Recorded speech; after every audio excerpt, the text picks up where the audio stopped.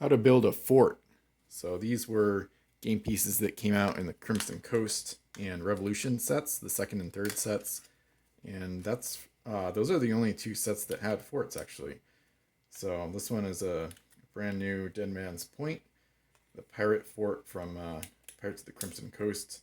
It's a pretty good one, but anyway, so we're gonna pop out the walls. So it's basically four walls, and they go together in square formation, and then one of the reasons I'm making this video is because I've gotten multiple questions over the years from people asking how many flags to put on the fort. So you only put as many flags as the fort has cannons. So each flag acts like a cannon, kind of like how the masts on a ship are the guns of a ship. So this one has 4. So we're only going to place 4 flags. There are 8 on the card, but you can't just put extra cannons on there. So we're only going to punch out 4 flags for this one. So the different forts, there's some with 3, there's some with 4, some with 5, I think at least one with 6. So anyway, and then one interesting thing about building these is that on the artwork, it might be kind of hard to see, but there's cannons, and you can see whether or not they're the actual gun ports of the cannons or the muzzles, like the end. And then on the other side, it's going to look sometimes like a brighter color. So you want the actual muzzle obviously on the outside, so that thematically you're not shooting cannons into your own fort. So some of them have the slot on the bottom. So this is going to go into the bottom, and then therefore this one comes up like this to place the walls together. So then this one will line up nicely with the top slots of these two. They're pretty easy to build.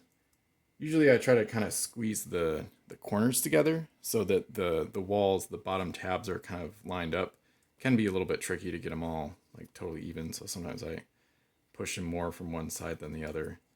So I try to have them almost flush at each bottom point.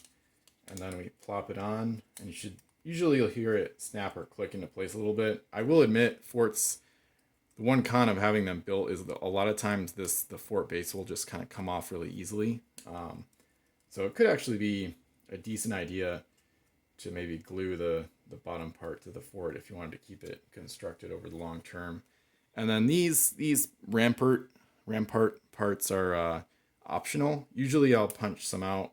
Sometimes I don't use all of them for a fort, but in this case I'll probably use all of them. It's kind of just fun to elevate the flags. So these you don't like really have to include. They don't really affect the rules of the fort. They're not defensive pieces. They're not extra cannons or anything like that. They're basically just optional ramparts that you can plop up here to kind of make the fort look more interesting. So usually I'll just kind of vary it based on which fort it is.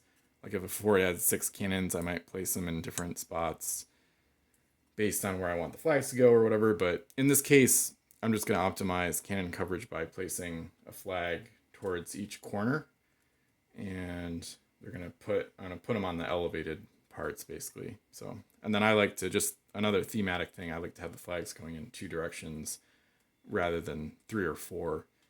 So that some flags are, blowing east and then some are blowing north or whatever. So it's not like a whirlwind of air around the fort. So anyway, so that's Dead Man's Point.